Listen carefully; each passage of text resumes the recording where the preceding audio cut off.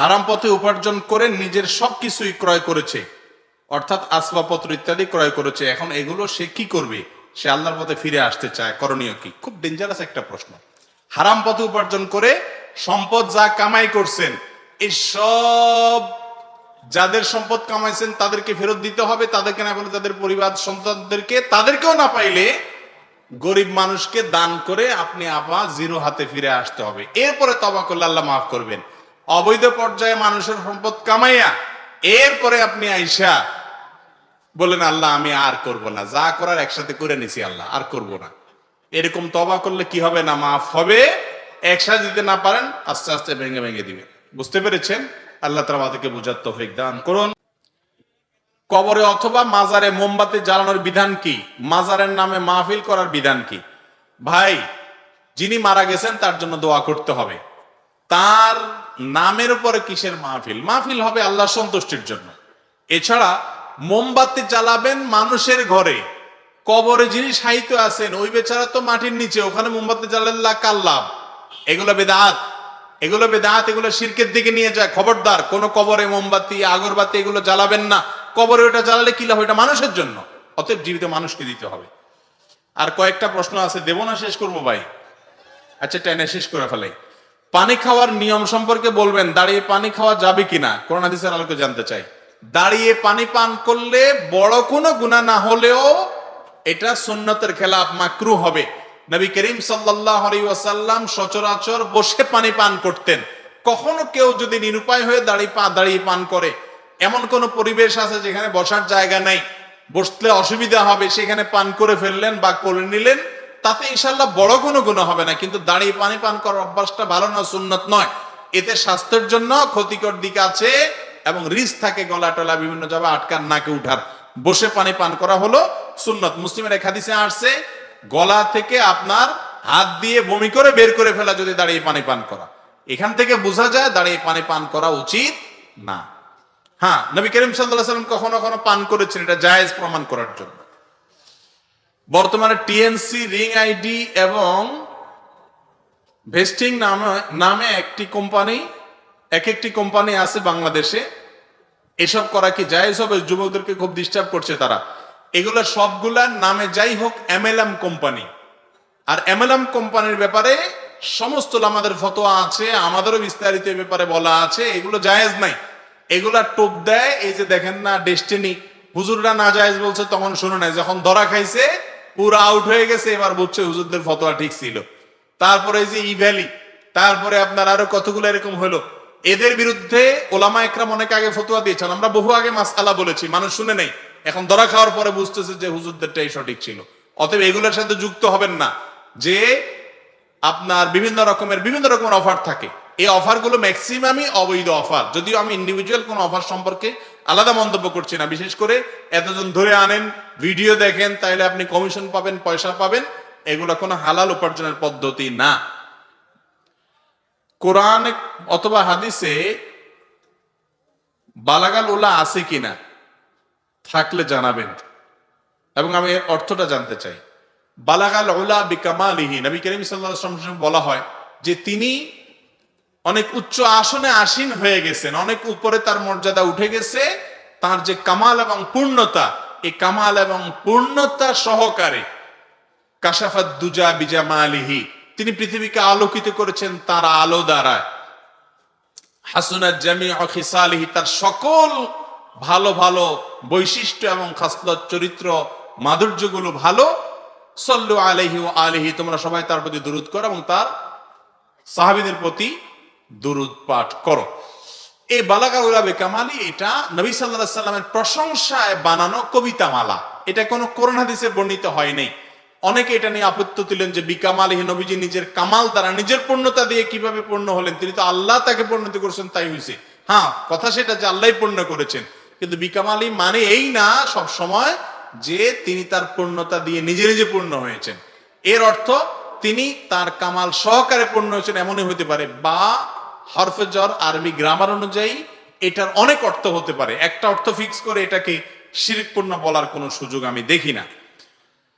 আচ্ছা হুজুর, একটা মেয়ের সাথে আমার দীর্ঘ 6 বছর যাবত রিলেশন ছিল, এখন ওর আমার কোনো যোগাযোগ নাই, এই হারাম রিলেশন দ্বারা যে আমার গুনাহ হয়েছে, গুনাহ থেকে আমার বের হয়ে আসার উপায় কি? আলহামদুলিল্লাহ, ভালো প্রশ্ন। আগে হারাম সম্পর্ক ছিল, এখন আপনার অনুশোচনা হয়েছে, আপনি বের হয়ে আসছেন। আগের কাজের জন্য লজ্জিত হয়ে নিজেকে ভৎসনা করবেন, ভবিষ্যতে আর জীবনে এই পথের ধারেও যাবেন না, সংকল্প করবেন, আল্লাহর কাছে অনুতপ্ত হয়ে মাপ চাইবেন, ইনশাআল্লাহ আল্লাহ তাআলা মাফ করে দিবেন। ভালো হওয়ার জন্য আমাকে উপদেশ দেন হুজুর। ভালো হইতে পয়সা লাগে না, সবচেয়ে শর্ট উপদেশ। ভালো হইতে পয়সা লাগে না, বরং খারাপ হইতে পয়সা লাগে। পেন্সিল খাইতে, মাদকের জন্য পয়সা লাগে, হারাম কাজ করতে গেলে পয়সা লাগে, ভালো হইতে পয়সা লাগে না, আসলেই লাগে না। অতএব ভালো হওয়ার জন্য কোরআন এবং হাদিসকে পড়ে শুনে জেনে আমল করবেন, ইনশাআল্লাহ বিদিনিল্লাহ ভালো পথে চলে আসবেন। আমরা জানি ইসলামের মূল বাণী শান্তি, অথচ কোরআনে যাহা নিষিদ্ধ করা হয়েছে তাহাই বেশি করি আমরা। আমরা দাবি করি আমরা মুসলমান, এই গ্রামে 50% লোক অপকর্মের সাথে জড়িত। আমাদের করণীয় কি? এরা কোনো সাধারণ লোক না, গ্রামের গণ্যমান্য ব্যক্তি, সাধারণ জ্ঞানগত ভাবে বললে কোরআন ও সুন্নাহর আলোকে জানতে চাই।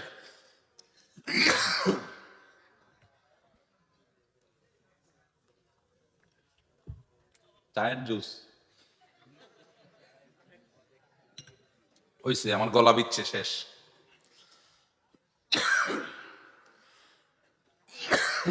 ভাই, এটা তো ঠিক যে আমাদের দেশে বড় বড় মোড়ল মাতবররা অনেক হারাম কাজের সাথে আমরা জড়িত, সাধারণ মানুষও জড়িত, অথচ নিজেদেরকে আমরা দাবি করি আমরা মুসলমান। আমরা বেশি, আমরা নামে মুসলমান, কাজে কর্মে আসলে আমরা পরিপূর্ণ মুসলমান না। আল্লাহ তাআলা আমাদেরকে পরিপূর্ণভাবে ইসলামে দাখিল হওয়ার তৌফিক দান করুন। পরকিয়া করলে কি শাস্তি হবে? ভাই, জেনা করার যে শাস্তি, পরকিয়ার সে শাস্তি শুধু সেটা না, সাধারণ জেনার শাস্তি না। কে পরকিয়া করলে, জেনায় লিপ্ত হলে, বিবাহিত মানুষ, নারী হোক আর পুরুষ হোক, ইসলামী শরীয়তের বিধান হলো রজম দিয়ে তার মৃত্যুদণ্ড কার্যকর করতে হবে। ভালো করে শুনেন, জেনার মতো একটা অপরাধে মৃত্যুদণ্ড, তাও রজমের মাধ্যমে, এত কঠিন শাস্তির কথা আল্লাহ তাআলা যে বলেছেন, এখান থেকে বোঝা যায় বিবাহিত মানুষের জেনায় লিপ্ত হওয়া, হারাম সম্পর্ক করা, পরকিয়া তলে তলে হারাম সম্পর্ক করা, এটা কত ডেঞ্জারাস। অনেক পুরুষ আছে, মহিলা আছে, ফেসবুকে তলে তলে ইটিস পিটিস চ্যাটিং করে, 2 নম্বরই করে অনেকের সাথে, আছে না নাই? এগুলো বিবাহিতরা যদি করে, অবিবাহিতদের চাইতে অনেক বেশি ডেঞ্জারাস। কারণ তাদের যৌন চাহিদা পূরণের ব্যবস্থা আছে, তারপরও তারা যদি ডানে বামে বিভিন্ন হারাম পথে যায়, সেটা অনেক বেশি ডেঞ্জারাস। আল্লাহ তাআলা আমাদেরকে হেদায়েত দান করুন, বুঝার তৌফিক দান করুন। মিলাদ কিয়াম করা কতটা শরীয়ত সম্পন্ন? নবীজি সাল্লাল্লাহু আলাইহি ওয়াসাল্লাম দুরূদ পড়বেন, এটা ঠিক আছে, কিন্তু দুরূদের জন্য সবাই একত্র হইতে হবে, আবার দুরূদ পড়তে পড়তে দাঁড়ায় যাইতে হবে, এরকম কোন নির্দেশ কোরআন হাদিস দেয় নাই। এটা আমাদের মন গড়া, নিজেদের বানানো পদ্ধতি, কোরআন হাদিসে কোথাও এগুলো নাই। মিলাদের মধ্যে আমরা দুরূদ পড়ি, তো দুরূদটা আপনি যার যার মতো পড়বেন। নামাজের মধ্যে দুরূদ আমরা একজনের সাথে সবাই সুর মিলায় পড়ি না, যার যারটা শেষে পড়ি না? এই দুরূদ কি সবাই একসাথে সুর মিলায় পড়েন? তাইলে নামাজের বাইরে একই ভাবে দুরূদ পড়বেন, আলাদা কোনো পদ্ধতি না যে একজনের সাথে সবাই সুর মিলাইয়া নবী টান দিবেন, এরকম কোন পদ্ধতি কোরআন হাদিসে, জাল হাদিসেও পাওয়া যায়। অতএব এই মিলাদ এবং কিয়াম, বিশেষ করে মিলাদ এর জন্য আয়োজন, আনুষ্ঠানিকতা, সুরে সুর মিলানো, দাঁড়ায় যাওয়া, এগুলো সবগুলাই ইসলামের দৃষ্টিতে কোনো সঠিক কাজ নয়, ভুল কাজ। আমি আমার মা বাবা দুজনকে ভালোবাসি, কিন্তু আমার কাছে মনে হয় আমার মা থেকে বাবাকে বেশি ভালোবাসি। মায়ের কিছু হলে ধৈর্য ধরতে পারলেও বাবার কিছু হলে ধরতে পারি না। আমার প্রশ্ন হলো, এরকম আচরণ কি আমার গুনাহ হবে? মায়ের অধিকার বেশি। নবী করিম সাল্লাল্লাহু আলাইহি সাল্লামকে একজন জিজ্ঞাসা করেছেন, ইয়া রাসূলুল্লাহ, আমি কার কথা শুনবো? নবীজি বলছেন মায়ের। বলেন এরপরে? বলছেন মায়ের। বলছেন এরপরে? বলছেন মায়ের। বলেন এরপরে? বলছেন এবার বাপের। ডক্টর জাকির নায়েক খুব সুন্দর বলে, এই জন্য বলে যে আল্লাহ রাসূল সাল্লাল্লাহু আলাইহি সাল্লাম 3 বার মায়ের কথা বলছেন, তার মানে gold medal, bronze medal, silver medal, তিনটা মায়ের বাপের একটা সান্ত্বনা মেডেল দিস। বুঝতে পারছেন? কারণ সন্তানদের প্রতি সবচেয়ে বেশি অবদান থাকে মায়ের। বাপের অবদানও থাকে, অনেক আছে, কিন্তু তুলনা করলে, কম্পেয়ার করলে মায়েরটার পরিমাণ অনেক বেশি থাকে। এই জন্য তাদের প্রতি আমাদের বেশি আন্তরিকতা, দয়া মায়া থাকতে হবে। সৃষ্টিগতভাবে কারোর প্রতি আপনার দুর্বলতা চলে আসে, এর কারণে আপনি গুনাহগার হবেন না ইনশাআল্লাহ বিইذনিল্লাহ। কোন মানুষের নাম না বলে তার অনুপস্থিত দোষ ত্রুটি বলা যাবে কিনা? কারণ নাম বললেন না, বললেন যে একটা লোক এই কাজ করলে, উপস্থিত লোকরা বুঝতেও পারলো না কার কথা বলছেন, এক জায়গায় দেখছি, তাহলে এটা গীবত হবে না, এটাতে কোনো অসুবিধা নেই, বলা যায়। হাঁস মুরগি বাছাই করার পর যে লোম থেকে যায়, তাতে কি ওই হাঁস মুরগি খাওয়ার উপযোগী হবে? কোনো অসুবিধা না, রুচিলে তুকুলাতে খেতে পারেন, হালাল হারাম হবে না, সমস্যা নাই। আর যদি আপনি ওই পশম টসম সহ খেয়ে ফেলেন, হারাম হবে না, খাইতে পারেন, ওইটা আপনার রুচির ব্যাপার।